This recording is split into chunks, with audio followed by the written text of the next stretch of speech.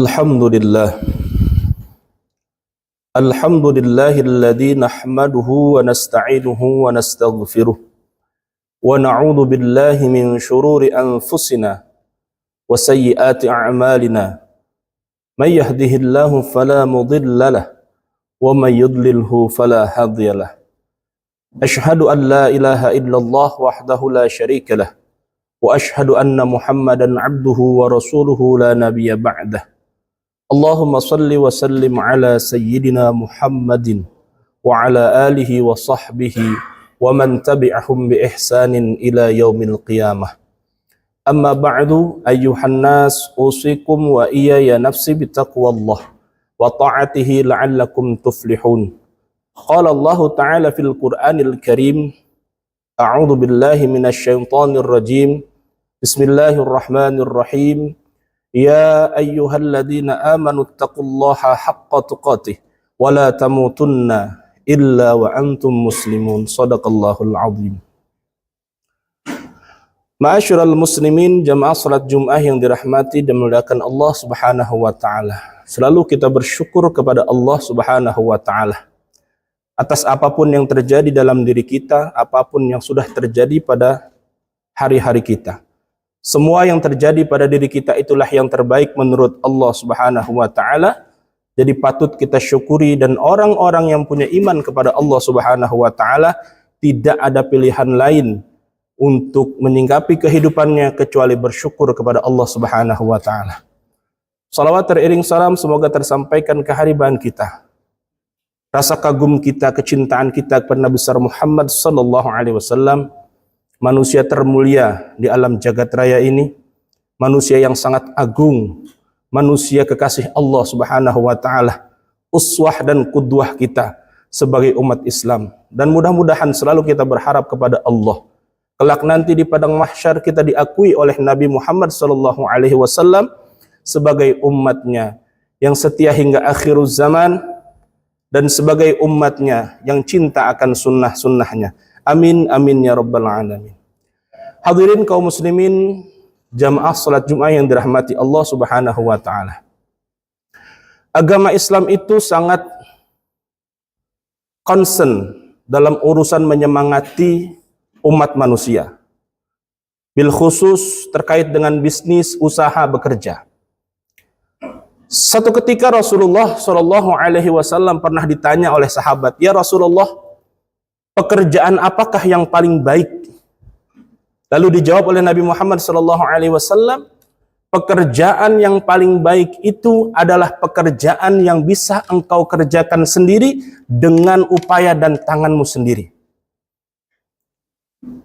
Dalam sebuah keterangan lain, kalau ada umat manusia, kalau ada orang Islam, kata Rasulullah, yang mana dia bisa melakukan pekerjaan tersebut, tapi dia berpangku tangan, dia serahkan itu kepada orang lain dengan tujuan zalim kepada orang lain, maka Allah akan bukakan 70 pintu kefakiran, Allah akan bukakan 70 pintu kesulitan untuk dirinya. Artinya apa? Islam mengajarkan semangat dalam bekerja, Islam mengajarkan semangat dalam berbisnis, Islam juga mengajarkan kepada kita untuk senantiasa mencari keridhaan Allah dalam nafkah dan usaha. Hadirin yang dirahmati Allah Subhanahu wa taala, dalam bisnis dan usaha, bahkan dalam bekerja, terkadang kita suka salah mengartikan. Terkadang kita mengartikan bahwa gaji itu adalah hasil, laba atau keuntungan itu adalah suatu pencapaian dalam bisnis kita. Ternyata hadirin yang dirahmati Allah Subhanahu wa taala, dalam berbisnis, usaha, bahkan dalam bekerja, tujuan akhirnya bukanlah sebuah laba ataupun gaji yang besar, bukan keuntungan yang banyak, tapi Islam mengajarkan untuk senantiasa mencari keberkahan yang ada di dalamnya. Sebab harus kita katakan, banyak orang yang gajinya besar, banyak orang di luaran sana yang keuntungannya setiap bulan besar dari bisnisnya, akan tetapi karena tidak ada nilai-nilai keberkahan di dalamnya, sehingga keuntungan gaji yang besar tadi selalu kurang di hadapannya. Namun banyak juga orang-orang yang mungkin gajinya pas-pasan, mungkin keuntungannya pas-pasan, tapi karena ada nilai-nilai keberkahan di dalamnya, maka terasa nikmat dan membawa manfaat untuk dirinya dan keluarganya. Itulah yang disebut dengan keberkahan. Jadi barokah itu adalah sangat terasa, namun mungkin tidak bisa terlihat oleh mata. Hadirin yang dirahmati Allah Subhanahu wa Ta'ala. Kemudian pertanyaannya, bagaimana caranya agar supaya usaha kita, bisnis kita, atau pekerjaan kita ini barokah? Mari kita merujuk pada satu kitab, Al-Kitab Tanbihul Ghafilin, karya ulama besar, Syekh Abu Laits Ats-Tsamarqandi. Beliau menjelaskan ada 5 hal yang wajib dan harus ada dalam setiap seorang pengusaha, seorang bisnismen, atau seorang karyawan. Harus ada 5 ini. Untuk apa? Agar mendapatkan keberkahan dari hasil yang dia dapatkan.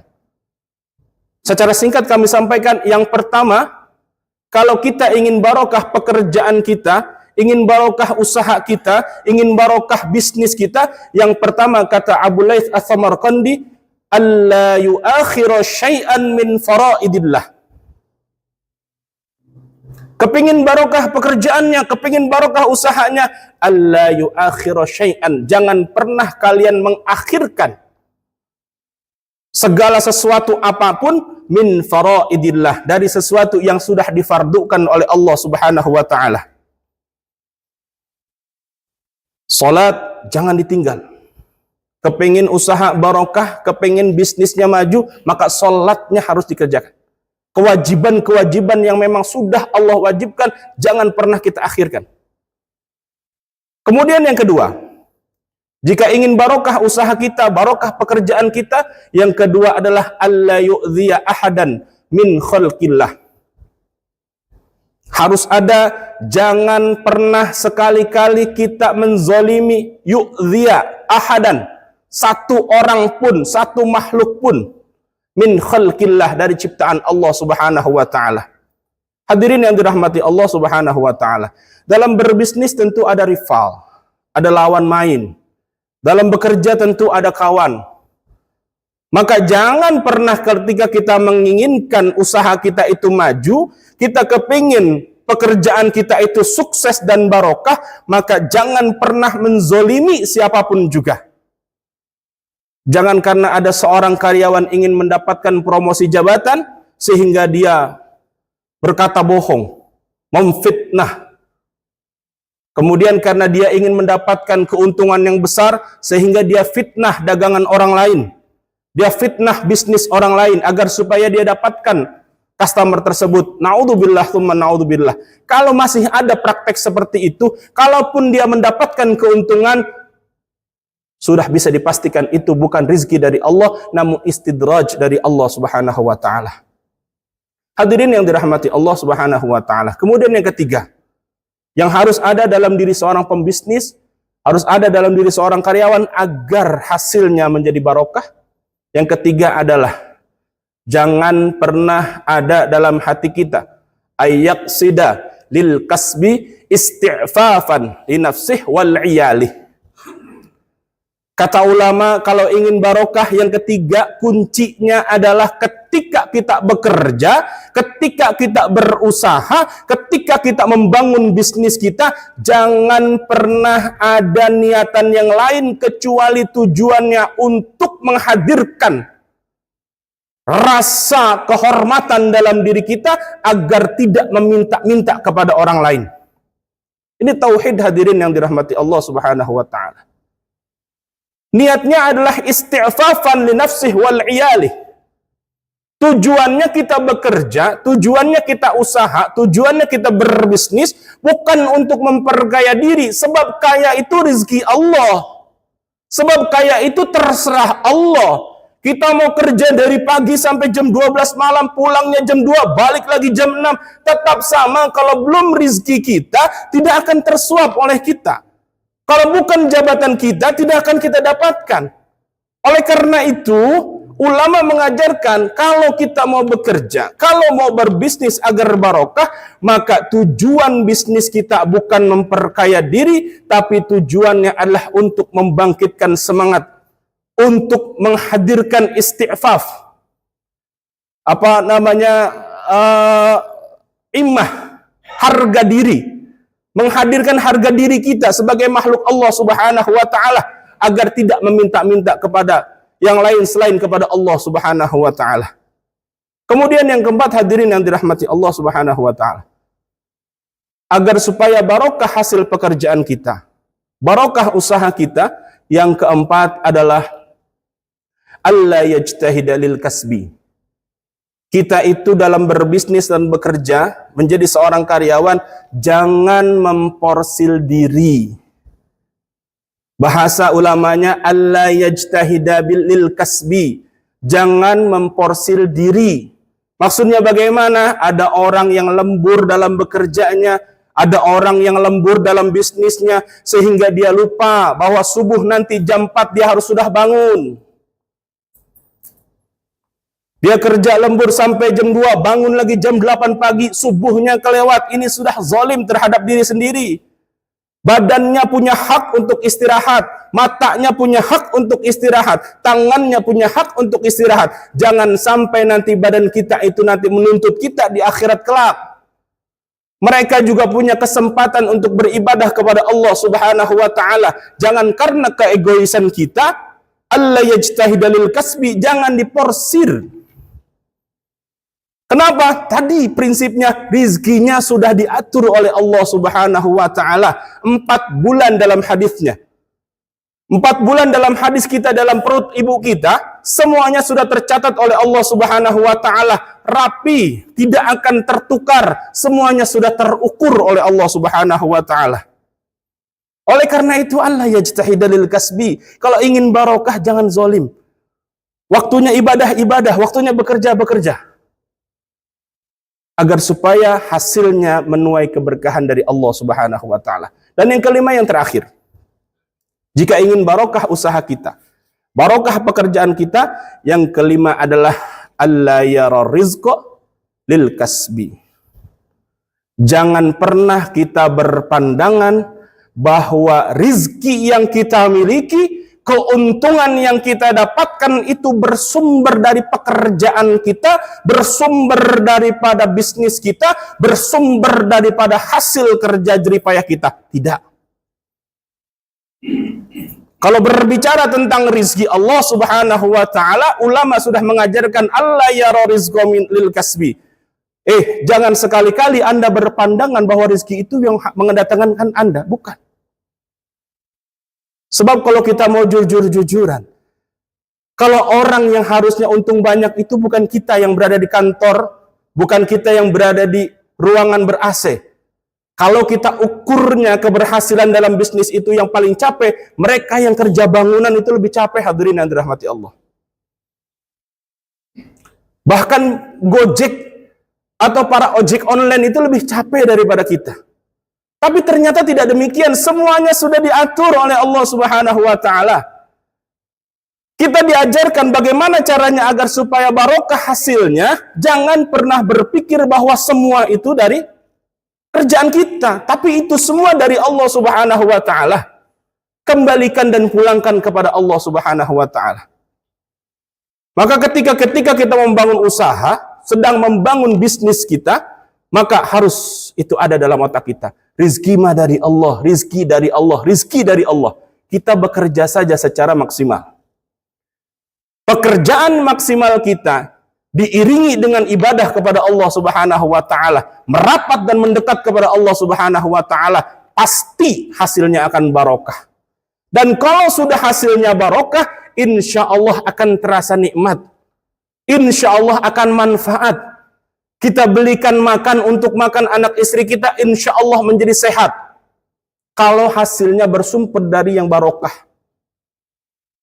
Lebih-lebih yang kita jalankan adalah praktek-praktek yang halal. Kita jauhkan daripada praktek-praktek yang haram. Hadirin yang dirahmati Allah Subhanahu wa taala. Sebagai penutup, pertanyaannya begini. Lantas bagaimana kita mengetahui bahwa usaha kita ini sudah barokah apa belum? Sudah dalam ridho Allah atau belum? Sekurang-kurangnya 2, hadirin yang dirahmati Allah Subhanahu wa taala. Cara ngeceknya adalah 2. Yang pertama adalah rizki itu sudah barokah atau belum. Yang pertama adalah tuziduhu ala taqwa. Dan yang kedua adalah ziyadatul khair fi khair. Rizki kita sudah barokah belum ya? Cek. Tuziduhu ala taqwa.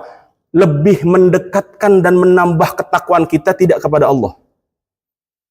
Jangan-jangan dulu ketika kita susah, dulu ketika kita tidak punya usaha, rajin ke masjidnya, rajin baca Qur'annya, rajin zikirnya, rajin sholawatnya. Begitu sudah punya uang miliaran, berubah. Kalau demikian adanya, itu ciri dan tanda berarti rizki yang hadir kepada kita itu bukan rizki dari Allah, tapi istidraj dari Allah Subhanahu wa Ta'ala. Dan yang kedua caranya adalah, kita tolak ukurnya adalah begini. Ziyadatul khair fi khair. Kalau rizki yang sudah sampai kepada kita, rizki yang sudah ada pada diri kita, itu mengandung barokah apa tidak, kita cek. Apakah rizki tersebut membuat kita lebih baik atau tidak? Kalau tidak lebih baik dan tidak membawa kebaikan, maka catat itu bukan rizki yang barokah. Itu rizki yang berbentuk istidraj dari Allah Subhanahu wa Ta'ala. Umumnya, bagusnya, idealnya adalah begini. Ketika kita mendapatkan laba 100 juta rupiah misalnya, lantas kita buru-buru ingat bahwa ini ada zakatnya, bahwa ini ada sebagian harta orang lain, bahwa ini harus disumbangkan dan lain sebagainya. Itu indikasi bahwa 100 juta itu adalah 100 juta yang barokah. Tapi kalau ketika kita mendapatkan nikmat uang 100 juta misalnya, keuntungan dapat 1 miliar misalnya, lantas mengatakan secara jumawa, mengatakan bahwa ini hasil karya saya, catat. Jangan-jangan ini bukan rezeki yang barokah yang siap menghancurkan kita di kemudian hari. Hadirin yang dirahmati Allah Subhanahu wa Ta'ala. Oleh karena itu, membangun bisnis, membangun usaha, menjadi seorang karyawan, yang pertama luruskan niat kita bahwa ini semua ibadah kepada Allah Subhanahu wa Ta'ala yang dicari keberkahannya.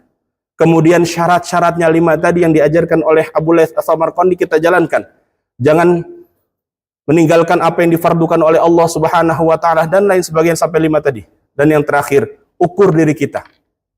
Ukur diri kita. Semua yang sudah ada dalam diri kita, apakah itu menambah ketakwaan kita kepada Allah Subhanahu wa Ta'ala atau tidak? Ukur diri kita. Apapun yang sudah ada dalam diri kita, apakah menambah kebaikan dalam diri kita kepada Allah dan juga kepada umat manusia? Kalau itu bertambah semuanya, maka insya Allah itu merupakan ciri usaha kita, bisnis kita, atau gaji kita sebagai karyawan, gaji yang barokah, keuntungan yang barokah. Amin ya rabbal alamin. Barakallahu li wa lakum fil Qur'anil Karim wa nafa'ani wa iyyakum fihi minal ayati wa dzikril hakim wa taqabbala minni wa minkum tilawatahu innahu huwas samiul alim. Aqulu qawli hadza wa astaghfirullahal azim li wa lakum ولسائر المسلمين والمسلمات فاستغفروه إنه هو الغفور الرحيم. صل على اللهم صل على سيدنا محمد وعلى آل سيدنا محمد. Alhamdulillahilladzi nahmaduhu wa nasta'inuhu wa nastaghfiruh wa na'udzu billahi min shururi anfusina wa sayyiati a'malina. May yahdihillahu fala mudilla lahu wa may yudlilhu fala hadiyalah. Asyhadu an la ilaha illallah wahdahu la syarika lah wa asyhadu anna Muhammadan abduhu wa rasuluh la nabiyya ba'dah. Allahumma shalli wa sallim ala sayyidina Muhammadin wa ala alihi wa sahbihi ajma'in. Amma ba'du ayyuhan nas usikum wa iyaya nafsi bittaqwallah wa ta'atihi la'allakum tuflihun. Qala Allah Ta'ala fil Qur'anil Karim innallaha wa malaikatahu yusalluna 'alan nabi ya ayyuhalladzina amanu sallu 'alaihi wa sallimu taslima. Allahumma salli 'ala Muhammad wa 'ala ali Muhammad wa 'ala arba'ati khulafa'ir rasyidin sadatina Abu Bakrin Siddiq wa Umar wa Uthman wa Ali wa an baqiyatis sahabati wa qarabati Rasulillahi ajma'in. Allahumma ighfir lil muslimina wal muslimat والمؤمنين والمؤمنات الأحياء منهم والأموات إنك سميع قريب مجيب الدعوات ويا قاضي الحاجات برحمتك يا أرحم الراحمين ربنا آتنا في الدنيا حسنة في الآخرة حسنة وقنا عذاب النار والحمد لله رب العالمين. عباد الله إن الله يأمركم بالعدل والإحسان وإيتاء ذي القربى وينهى عن الفحشاء والمنكر والبغي يعظكم لعلكم تذكرون فاذكروا الله العظيم يشكركم فاسألوا من فضله يؤتكم ويهديكم ولا ذكر الله أكبر. قيموا الصلاة.